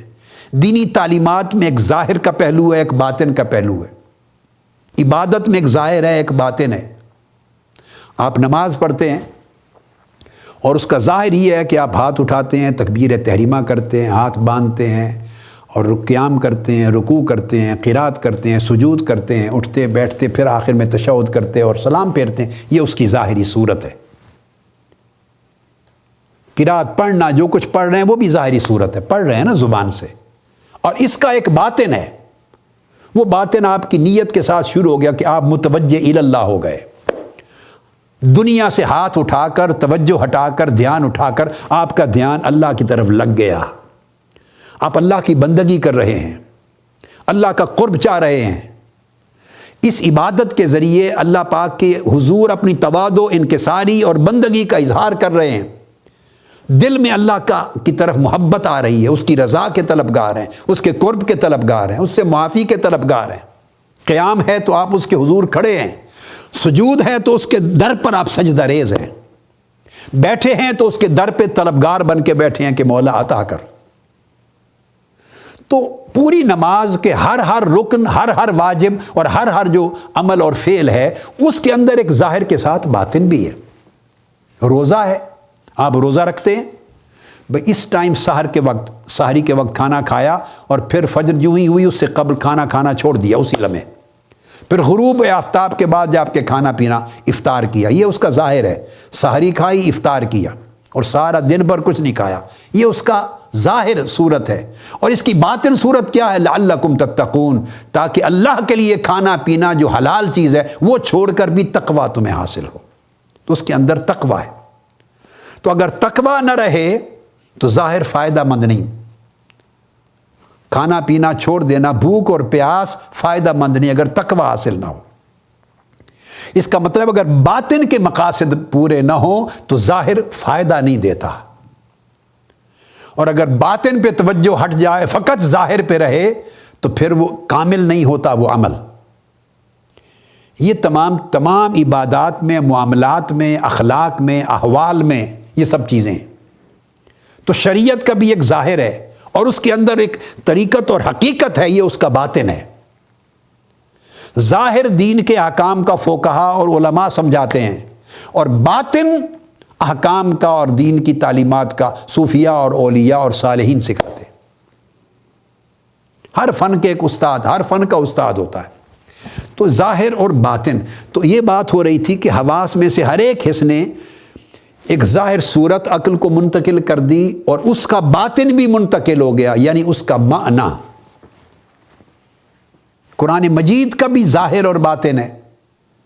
جب آپ تلاوت کرتے ہیں الحمدللہ رب العالمین، تو اس کے الفاظ، آیات، الفاظ اور حروف اور صوت، یہ ظاہر ہے قرآن مجید کا، اور اس کے جو معانی ہیں یہ ان کا باطن ہے۔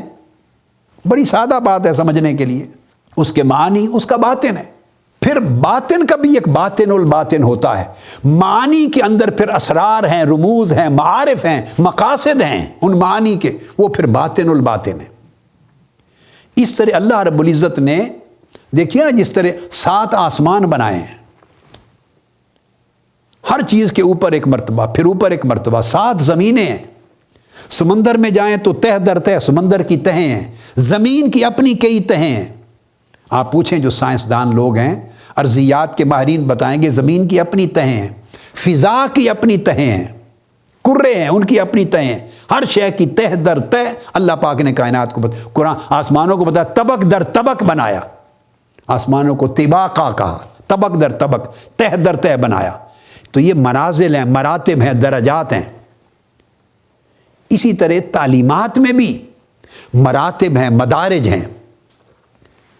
کچھ چیزیں تعلیمات دین میں وہ ہیں جو ظاہر میں ہیں، جن کا کرنا ہر ایک پر واجب ہے، ان کے معانی کچھ آگے باطن میں ہیں، پھر ان کے کچھ لطائف ہیں، پھر ان کے کچھ اسرار ہیں، کچھ رموز ہیں، غوامض ہیں۔ تو جتنا انسان سمندر میں غوطہ زن ہوتا چلا جائے، اسی حساب سے جتنا ماہر مشاق ہوگا غوطہ زنی میں، اس پر نئی تہیں آشکار ہوتی چلی جائیں گی، اور نیچے نئی مخلوق ملے گی، حتیٰ کہ ایک جگہ ایسی آئے گی سمندر کے پانی میں اترتے اترتے جہاں نیچے پہنچے گا تو پہاڑ نظر آ جائیں گے، اس کو زمینیں نظر آئیں گی، ایک نئی دنیا نظر آئیں گی، اور نیچے کئی جانور نظر آئیں گے، صرف مچھلیاں نہیں، بڑی بڑی مچھلیاں، پھر جانور، ایک پوری دنیا آباد نظر آئے گی۔ مگر کوئی غوطہ زن ہوگا تو اسے دنیا نظر آئے گی، سمندر کی پانی کی تہ پر اسے شاید سوائے لہروں کے اور تموج کے موجوں کے کچھ نظر نہ آئے۔ تو تھوڑا سا نیچے جائے گا تو مچھلیاں نظر آئیں گی، پھر اور جائے گا تو چلتے چلتے نیچے پر مخلوق آئے گی، سمندر کی مخلوق ہے۔ تو انڈر سی ایک ورلڈ ہے۔ تو آپ اسی طرح زمین کی تہ میں اتریں گے تو پھر آپ کو نئی چیزیں ملیں گی، اوپر جائیں گے آسمانوں کی تہ، اس لیے ہر آسمان کی مخلوقات الگ ہے، ہر آسمان کی شانیں الگ ہیں۔ آقا علیہ السلام نے معراج کی رات کا فرمایا کہ میں پہلے آسمان پر پہنچا، دروازہ کھولا، پھر اس کے بعد اس میں فلاں سے ملا، یہ پایا، پھر اس کے بعد سفر طے کر کے دوسرے آسمان پہ پہنچا، دروازہ کھولا، پھر یہ تھا، حتیٰ کہ 7ویں آسمان پر پہنچا۔ اس کے بعد پھر آگے عرش معلیٰ کا بیان کیا، سدرۃ المنتہا۔ تو آپ دیکھیے وہ چیزیں ہماری عقل اور ہمارے ادراک اور حواس سے ماوراء ہیں، لیکن یہ بتانا یہ چاہتا ہوں کہ یہ ہر چیز تہ در تہ ہے۔ کچھ چیز حواس سے معلوم ہوتی ہے، جو کچھ حواس سے معلوم ہوگا وہی عقل جانے گی۔ تو یہ میں سمجھا رہا تھا کہ یہ پروسیس تھا حواس خمسہ کا، کہ انہوں نے یہ جو کچھ دیکھا، جو کچھ سنا حواس نے، جو کچھ چھوا، جو کچھ چکھا، جو کچھ سونگا، اس کی ظاہری شکلیں صورت بھی عقل کو منتقل کر دی، اور ان کی باطنی جو باطن ہیں ان کی معانی وہ بھی عقل کو منتقل کر دی۔ حواس کا کام ختم ہو گیا، اور عقل کا کام جب تک حواس نے ظاہری صورت اور باطنی معنی عقل کو پہنچایا نہیں تھا، عقل کا پروسیس شروع ہی نہیں ہو سکتا تھا۔ وہ کارخانہ ہے، بند پڑا ہوا ہے۔ نہ ہم تنہا حواس پہ بھروسہ کر سکتے ہیں، چونکہ وہ تو کسی نتیجے پہ پہنچانے کی صلاحیت نہیں رکھتے، نہ تنہا عقل پہ بھروسہ کر سکتے ہیں کہ عقل کا اپنا بھروسہ حواس پر ہے۔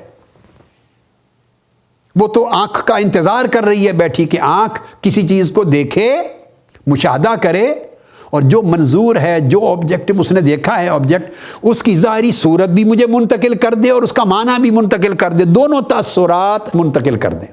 تو عقل کے کارخانے کے بھی 5 شعبے ہیں جسم کے ان حواس کی طرح، جیسے حواس خمسہ ہیں، عقل کے 5 شعبے ہیں۔ ان میں سے ایک کو کہتے ہیں حصے مشترک، دوسرے شعبے کا نام ہے خیال، تیسرے شعبے کا نام ہے وہم۔ یہ وہم وہ نہیں ہے جس کا ذکر وہ علم اور جہل کے مابین آیا تھا۔ چوتھے شعبے کا نام ہے حافظہ، پانچویں شعبے کا نام ہے متصرفہ۔ متصرفہ کو مفکرہ بھی کہتے ہیں، متخیلہ بھی کہتے ہیں۔ تو یہ 5 حواس ہیں، حصے مشترک، اس کے بعد حصے خیال، حصے واہمہ وہم یا حصے واہمہ، اور حصے حافظہ اور حصے متصرفہ۔ یہ 5 شعبے۔ اب ان کا فنکشن دیکھیے وہ کیا ہے۔ جو چیز ہم نے دیکھی یا سنی یا چھوئی، تو اس کا جو ظاہری صورت تھی اس کا ادراک حصے مشترک میں جاتا ہے۔ وہ جو لفظ تھا، وہ جو صورت تھی، جو بھی شے تھی، لمس تھا، جو ظاہری صورت ہے، ظاہری تأثر ہے، ادراک کا ظاہری تأثر، وہ عقل کے جس شعبے میں جاتا ہے اس کا نام حصے مشترک ہے، اور وہ صورت وہاں جا کے مرتسم ہوتی ہے۔ وہاں حصے مشترک ریسیو کرتا ہے ظاہری صورت کو، ظاہری تأثر کو۔ اس کے بعد پھر جو اگلا حصے خیال ہے، ایک اور ڈپارٹمنٹ ہے عقل میں، وہ حصے خیال، وہ اس صورت کے، اس شے کے معنی کو ریسیو کرتا ہے، جس کا ابھی تک ہم ذکر کر چکے، اس کے معنی کو ریسیو کرتا ہے۔ یہ 2 ڈپارٹمنٹ ایسے ہیں جن کا کام صرف ریسیپشن ہے، یہ ریسیپشن آفس ہیں عقل کے اندر۔ حصے مشترک ہر شے جو محسوسات میں سے ہے اس کی ظاہری صورت کا ریسیپشن کا آفس ہے، ریسیپشن کرتا ہے، اور حصے خیال اس کے باطن کا، اس کے معنی کی ریسیپشن کرتا ہے، ریسیو کرتا ہے۔ اب ہر چیز کی صورت بھی عقل میں پہنچ گئی، ایک خانے میں الگ لگ گئی، اور اس کا معنی بھی عقل کے دوسرے حصے میں پہنچ گیا، دونوں چیزیں ریسیو ہو گئیں۔ آگے کیا حال ہوگا؟ اب وہ اس کے بعد تیسرا جو ہے وہ وہم ہے، حصے واہمہ۔ اسی طرح وہ کیا کرتا ہے، وہ بھی ایک ریسیپشن آفس ہے۔ وہ جس چیز کی صورت، لفظ کی، کسی شے کی، ادراک کی جو ظاہری صورت، وہ جو ریسیو ہوئی تھی حصے مشترک میں، یہ جو حصے واہمہ ہے، یہ اس صورت کا معنی جو ریسیو ہو گیا تھا اس کا، وہ ریسیو کرتا ہے حصے واہمہ، اس کے معنی کو۔ میں اس کو ریپیٹ کر رہا ہوں کہ حصے مشترک نے، بلکہ اس کو یوں کر کے بیان کر دیتا ہوں، حصے مشترک نے ریسیو کیا اس صورت کو، اور جو حصے خیال ہے، حصے خیال، اس نے اس کو محفوظ کر لیا۔ واہمہ کو بعد میں لاتے ہیں، اس میں آسانی ہو جائے گی سمجھنے۔ حصے مشترک نے اس صورت کو ریسیو کیا، اور دوسرا جو شعبہ حصے خیال ہے، اس نے اس کو محفوظ کر لیا، یہ اس کا سٹور ہے، اس کا سٹوریج ہو گیا، محفوظ کر لیا۔ اب تیسرا ڈپارٹمنٹ ہے حصے واہمہ۔ حصے واہمہ نے اس صورت کے معنی کو ریسیو کیا،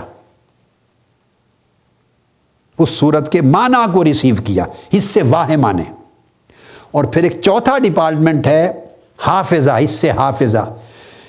اس نے، حصے حافظہ نے جو معنی کو ریسیو کیا تھا حصے واہمہ نے، اس معنی کو حافظہ نے سٹور کر لیا، اس لیے اس کو حافظہ کہتے ہیں۔ وہ جو حافظہ ہے، یہ ذہن میں رکھ لیں، وہ اس شے کے معنی کو سٹور کرتا ہے اپنے اندر، جبکہ اس کی صورت کو سٹور کیا تھا حصے خیال نے۔ ہر شے کی، ہر لفظ کی، ہر آواز کی، ہر چیز کی صورت کو ریسیو کرتا ہے حصے مشترک، اور اس صورت کے معنی کو ریسیو کرتا ہے حصے واہمہ،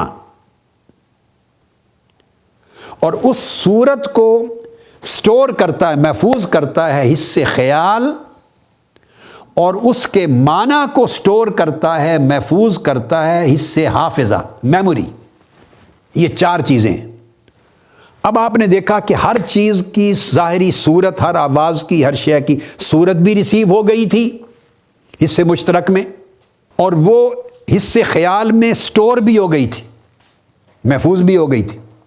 اس سے تو علم نہیں بنا۔ ایک خانے نے ریسیو کیا اور ایک خانے نے سٹور کر لیا تو علم تو نہیں بنا۔ جگہ منتقل ہو گئی، وہ کان اس سے سما سے چل کے یا آنکھوں سے چل کے وہاں پہنچ گئے۔ اسی طرح ہر چیز کی جو معنی تھا، ہر صورت کے ساتھ اس کا معنی، اس کے میننگز، وہ اس کا معنی حصے واہمہ میں وہ بھی ریسیو ہو گیا تھا، معنی بھی ریسیو ہو گیا تھا۔ کانوں نے، آنکھوں نے ڈسپیچ کر دیا، بھیج دیا، اور حصے واہمہ نے معنی ریسیو کر دیا، اور حصے حافظہ نے معنی کو سٹور کر دیا، میموری میں پریزرو کر دیا۔ تو 4 خانوں میں چاروں کام ہو گئے۔ ہر چیز کی ظاہری صورت ریسیو بھی ہو گئی اور محفوظ بھی ہو گئی، اور ہر صورت کا معنی ریسیو بھی ہو گیا، محفوظ بھی ہو گیا۔ یہ 4 الگ الگ خانوں میں چیزیں چلی گئیں۔ ان میں سے 2 خانوں نے ظاہر اور باطن کو ریسیو کیا، اور 2 نے ظاہر اور باطن کو اپنی اپنی تقسیم کے اعتبار سے محفوظ کر لیا، تو علم تو نہیں بنا۔ اب ایک 5واں شعبہ ہے، اس کو کہتے ہیں حصے متصرفہ، اور متصرفہ کو یہ متخیلہ بھی کہتے ہیں، مفکرہ بھی کہتے ہیں۔ یہ تفصیل میری کتاب بھی میرے سامنے ہے، اسلام اور جدید سائنس، میں نے کوٹ کیا تھا، اس کے صفحہ یعنی 255 سے بحث شروع کی ہے میں نے، اور آگے تک یہ پورا چیپٹر میں نے ان بحثوں پر کیا، اور باقی کتب میں بھی ہے بہر صورت، بڑی کتب سے لے کے بیان کیا جو ائمہ کی ہیں، علماء کی۔ تو متصرفہ کیا کرتی ہے؟ متصرفہ یہ کرتی ہے کہ وہ ان تمام امور کو، ادراکات کو اور احوال کو آپس میں جوڑ دیتی، صورت کو، ہر شے کی صورت کو اس کے معنی سے جوڑ دیتی ہے۔ اب ذہن میں رکھ لیں، میموری کی ہم یہ ماڈرن سائنس کی بات آگے چل کے علم التوحید کی بحث میں کریں گے، تو میموری جو ماڈرن سائنٹسٹ نے برین پر جو گفتگو کی ہے، تو اس کی میموری کی بھی 3 قسمیں بیان کی۔ عام طور پہ لوگ جانتے ہیں شارٹ ٹرم میموری اور لانگ ٹرم میموری، اس پہ ہم آئیں گے اس اینگل سے۔ لیکن ایک بات ذہن میں رکھیں کہ جو ہی چیز ریسیو ہوئی، کوئی صورت ریسیو ہوئی، تو وہ دوسرے جگہ پہ وہ سٹور ہو گئی۔ تو اگر معنی کو اور صورت کو دماغ جوڑ دے تو اس سے تو علم تو نہیں بنتا، چونکہ اس نے تو صرف ریسیو کیا تھا، اب تو اس کے پاس سٹوریج میں ہے ہی نہیں، وہ تو دونوں کے سٹور میں چلا گیا، معنی واہمہ کے سٹور میں چلا گیا، اور جو صورت تھی وہ خیال کے سٹور میں چلی گئی تھی۔ اب وہ کیا کرتا ہے دماغ، یعنی عقل یہ کرتی ہے کہ حصے خیال سے صورت کو نکالتی، اور حصے حافظہ سے معنی کو نکالتی ہے، اور ان کو جوڑ کر آپس میں ایک نتیجے پر پہنچاتی ہے، اس سے وہ تصور قائم ہو جاتا ہے۔ اور پھر اس تصور پر کچھ چیزیں اور ایڈ ہوتی ہیں جو میں نے آپ کو بتایا، مطابق واقعہ، اس کی صحت، وہ پھر تجربے سے، بار بار تکرار سے، بار بار مشاہدے سے اور فہم سے اور سوچ بچار سے، جب تفکر سے، تعقل سے، یہ تدبیر جب یہ ایڈ ہوتی ہیں تو پھر وہ علم بن جاتا ہے، اس میں پختگی آ جاتی ہے، جب شک نہیں رہتا، اس میں وہم نہیں رہتا، تردد نہیں رہتا، تو پھر وہ علم ہو جاتا ہے۔ مگر تصوری پھر آگے علم کی شکل دھارتا ہے، تصوری علم کی شکل دھارتا ہے۔ تو یہ حصے متصرفہ کا وہ کام ہے کہ حصے متصرفہ حصے خیال کا اور حصے حافظہ دونوں سے صورت اور معنی کو نکال کر سٹوری سے ان کو جوڑتی اور جوڑ کر علم کو تشکیل دیتی۔ یہ عقل کا فنکشن آپ سمجھ گئے۔ اب آپ سوچئے، ہم کتنی بعض امور میں نادانی کرتے ہیں، اور ہم سمجھتے ہیں کہ عقل ہر چیز کے بارے میں ہمیں بتا سکتی ہے، رہنمائی کر سکتی ہے۔ نہیں، یہاں سے انسان دھوکہ کھاتا ہے۔ جب ہر شے کا فیصلہ، ہر حقیقت کا فیصلہ، خواہ اس کا تعلق عالم مادیات اور عالم طبیعیات کے ساتھ ہے، خواہ اس کا تعلق عالم روحانیات کے ساتھ ہے، عالم ما بعد طبیعیات کے ساتھ ہے، خواہ عالم تحت سے ہے، عالم فوق سے ہے، خواہ اس کا تعلق محسوسات سے ہے، مدرکات سے ہے، خواہ اس کا تعلق معقولات سے ہے، خواہ نظری اور عقلی دلائل کے ساتھ ہے، خواہ اس کا عادت کے ساتھ ہے، خواہ اس کا تعلق وجدان کے ساتھ ہے، بدیہیات کے ساتھ ہے، خواہ اس کا تعلق فطریات کے ساتھ ہے، تجربیات کے ساتھ ہے، حدثیات کے ساتھ ہے، یہ سارے کے سارے شعبے عالم بالا سے نیچے ہیں۔ یہ سارے شعبے وہ ہیں کہ جو متعلق ہیں حواس خمسہ کے ساتھ، سوائے فطریات کے جو میں نے آپ کو بتایا کہ وہ بدیہت العقل ہیں، وہ اللہ پاک ودیت کرتا ہے اندر، وہ کیفیات ہیں، غصہ ہے، غم ہے، صحت ہے، توانائی ہے، ناراضگی ہے، دکھ ہے، درد ہے، فرحت ہے، وہ کیفیات ہیں۔ مگر باصورت وہ کیفیات بھی اس جسم کے اندر فیلنگز ہیں، اس جسم کی فیلنگز ہیں، اور جسم ایک مادی شے ہے، اس کے اندر جو آرگنز ہیں انہی آرگن سے فیلنگ ڈیولپ ہوتی ہیں۔ اب یہ بات ذہن میں رکھیں کہ حواس نے جو کچھ خام موال عقل کو مہیا کیا، عقل نے کوئی چیز ایجاد نہیں کی، یہ بات امپورٹنٹ ہے۔ عقل نے علم ایجاد نہیں کیا، عقل نے ترتیب دیا اس سارے مواد کو جو حواس خمسہ سے پہنچا تھا۔ میں نے آپ کو پورا پروسیس سمجھا دیا، عقل نے تو صرف جوڑا۔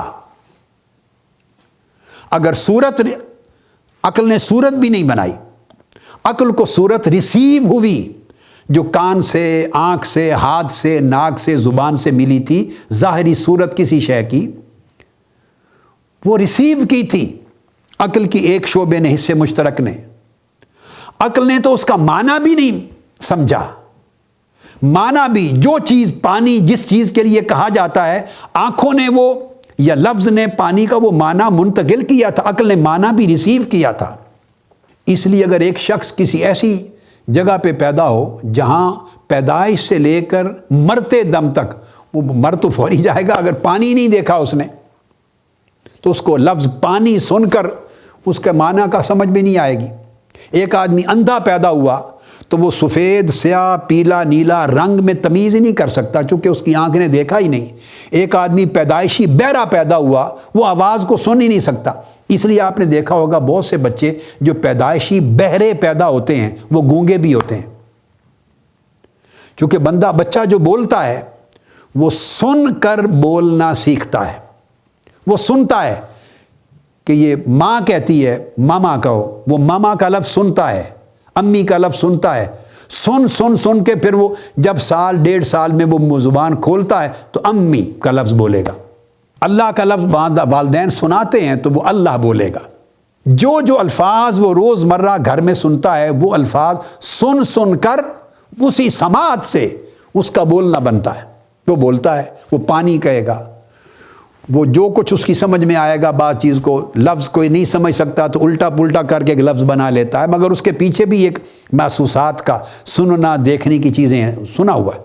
تو جو بچہ پیدائشی بہرا ہوتا ہے اس نے کوئی لفظ ہی نہیں سنا، کوئی لفظ نہیں سنا، وہ آٹومیٹیکلی گونگا ہو جاتا ہے، حالانکہ اس کا گونگا پن اس کی کوئی منہ یا زبان کی کسی تکلیف کی وجہ سے نہیں ہوتا، چونکہ اس نے کوئی لفظ سنا ہی نہیں، تو اب وہ بولے کیا؟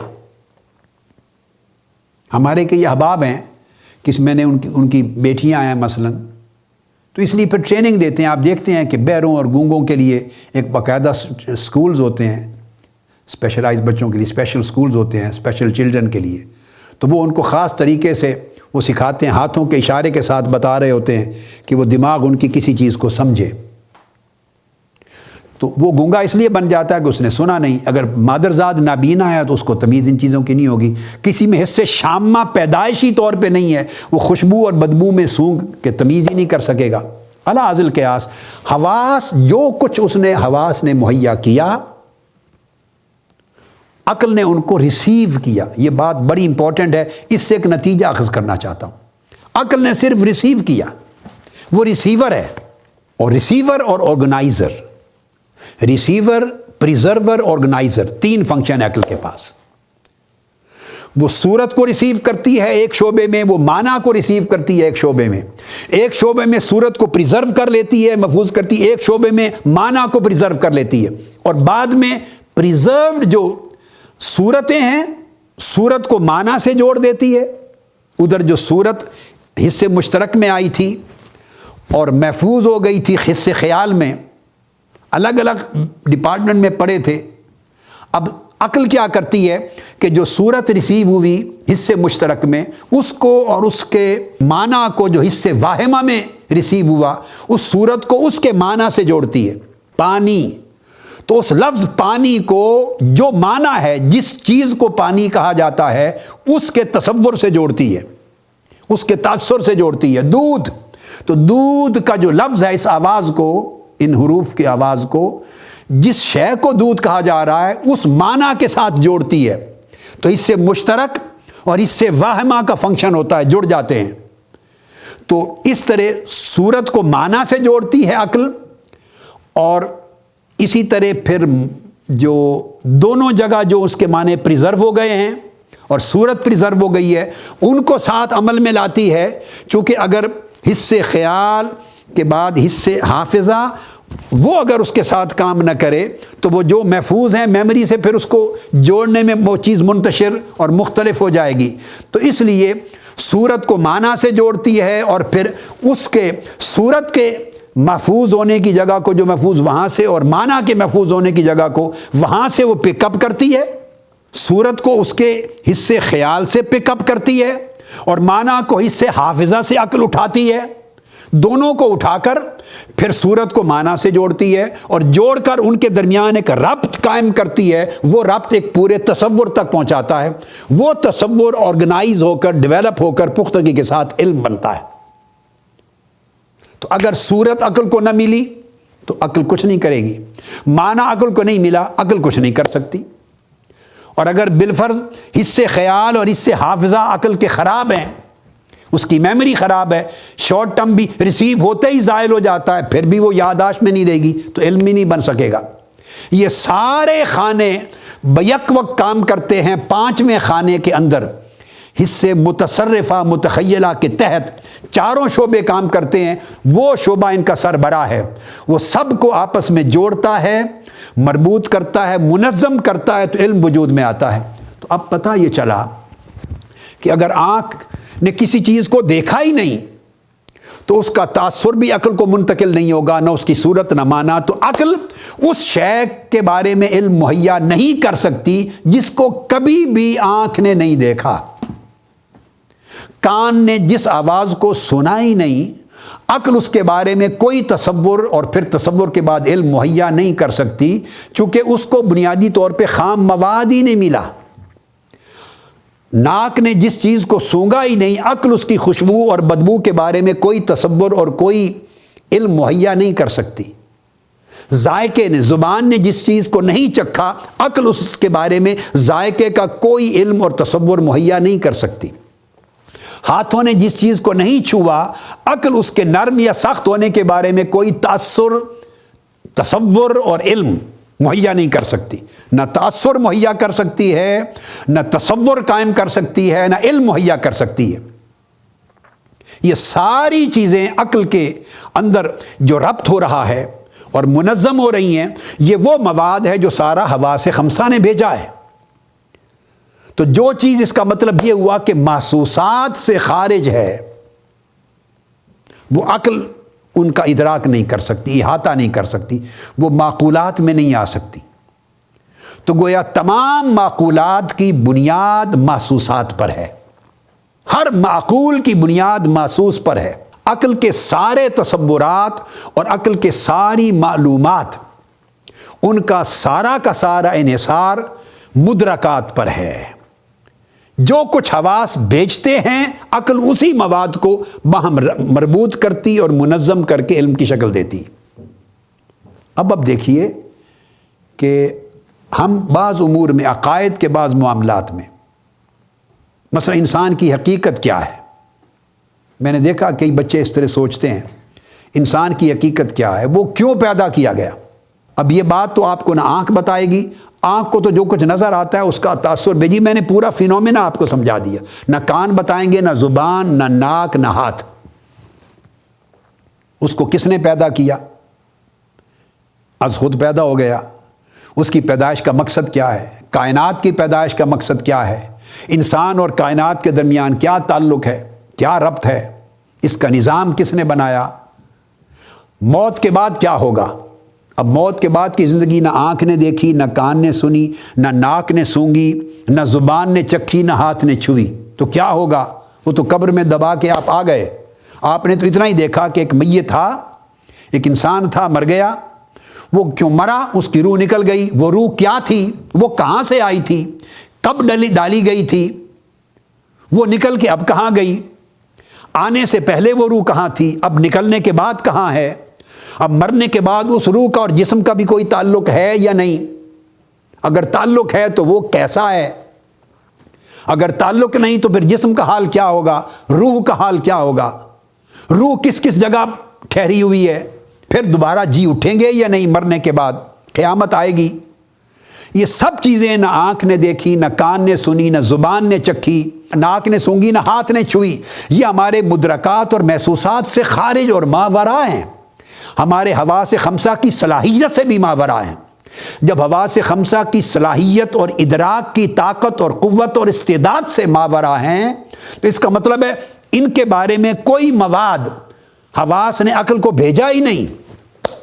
جب عقل کو مواد نہیں بھیجا، عقل مرتب کسے کرے گی؟ عقل کو جب خام مواد نہیں بھیجا، دھاگا نہیں بھیجا عقل کو، تو عقل کپڑا کہاں سے بنائے گی؟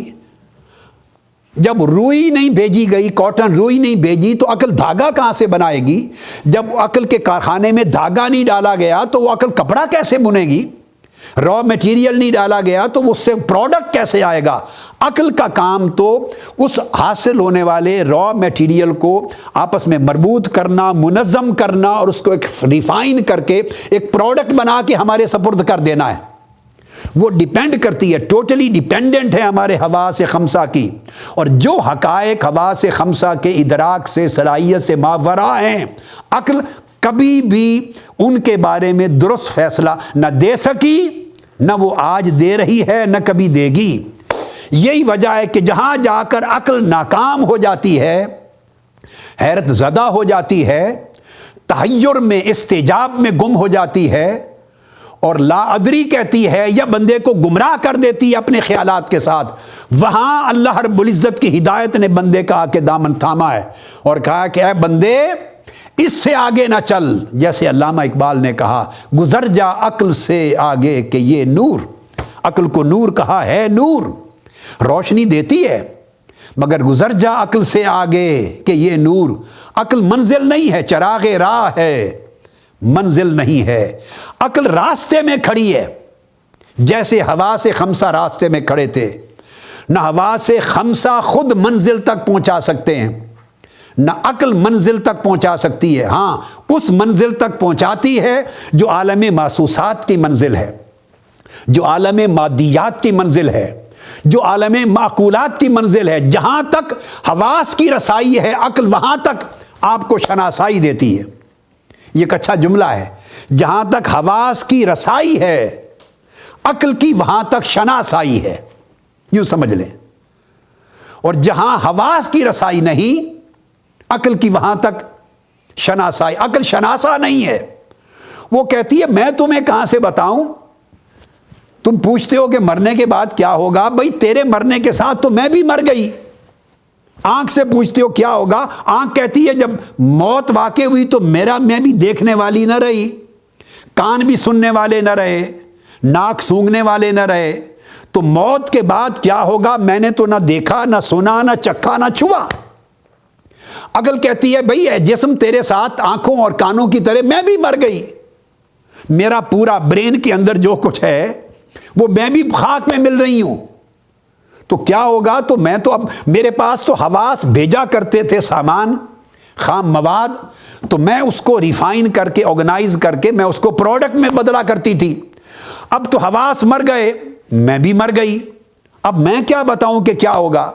میں کیا بتاؤں کہ انسان آیا کہاں سے ہے؟ میں کیا بتاؤں کہ کیا مقصد لے کے آیا ہے؟ میں کیا بتاؤں کہ انسان اس زمین پر ہے، اس کائنات کی اتنی وسعتیں ہیں، کیوں ہیں؟ انسان نے تو، عقل نے تو بنائی نہیں، تو عقل بتائے کہاں سے؟ جب انسان ہر ایسے سوال کا جواب عقل سے لینا چاہے گا تو عقل گمراہ کر دے گی۔ اس لیے اللہ رب العزت نے فرمایا کہ اگر حدود قائم نہ رہیں تو علم صحیح نہیں رہتا۔ اللہ پاک نے بہت چیزوں کا انسان کو مکلف نہیں بنایا، اور جس کا مکلف نہیں بنایا اگر وہ انسان سوچے گا، آپ اگر ایک مشکل سے 20 kg یا 1 من کا وزن اٹھا سکتے ہیں 40 kgs، تو آپ 10 من کا وزن اپنے اوپر رکھیں تو ختم ہو جائے گا۔ جسم سکت نہیں رکھتا 10 من یا 5 من یا 3-4 من وزن اٹھانے کی، اس کی صلاحیت سے باہر ہے۔ تو عقل جس کو سوچنے کی صلاحیت نہیں رکھتی، اگر ہم اس کو عقل کے ذریعے سوچنا چاہیں گے اور جاننا چاہیں گے تو عقل خود بھی گم ہے، ہمیں بھی گم کر دے گی۔ لہٰذا اس کا ایک ہی راستہ ہے کہ عقل کا فیصلہ مادیات اور محسوسات کی دنیا کے بارے میں درست، ورائے محسوسات اور ورائے معقولات، چونکہ معقولات صرف وہ ہیں جو حواس خمسہ نے اس کو بھیجا تھا، جو مواد بھیجا تھا، جو مواد حواس خمسہ بھیج نہیں سکے، عقل اس کے بارے میں آپ کی رہنمائی نہیں کر سکتی۔ تو پتہ یہ چلا کہ عقل کا سارا انحصار حواس پر ہے۔ اگر عقل نہ ہو تو حواس اندھے ہیں، کچھ ان کو دکھائی نہیں دیتا، اور اگر حواس نہ ہو تو عقل میں اندھیرا ہے، اس کو کچھ سجائی نہیں دیتا۔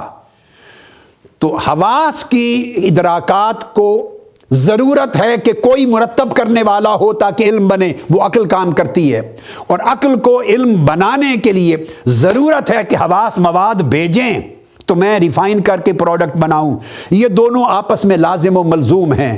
لہٰذا مت سمجھیں کہ عقل کا دائرہ ادراک اور دائرہ معرفت اور دائرہ علم اور دائرہ تفکر اور دائرہ تعقل اور دائرہ معرفت، مت سمجھیں کہ وہ حواس سے اونچا ہے۔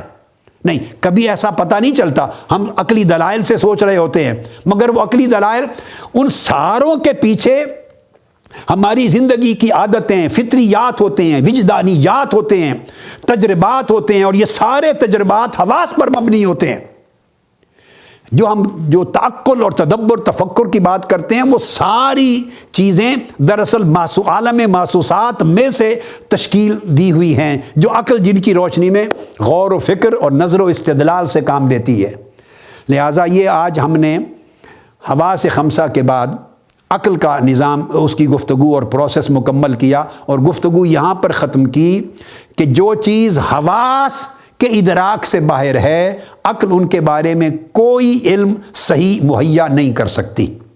مگر یاد رکھ لیں کہ صرف بات یہاں تک نہیں، عقل کے بعد پھر ایک آگے اللہ رب العزت نے بھی ذریعہ بنایا ہے، جو انسانی قلب اور روح کے ذرائع ہیں، وہ لطائف روحانی ہیں۔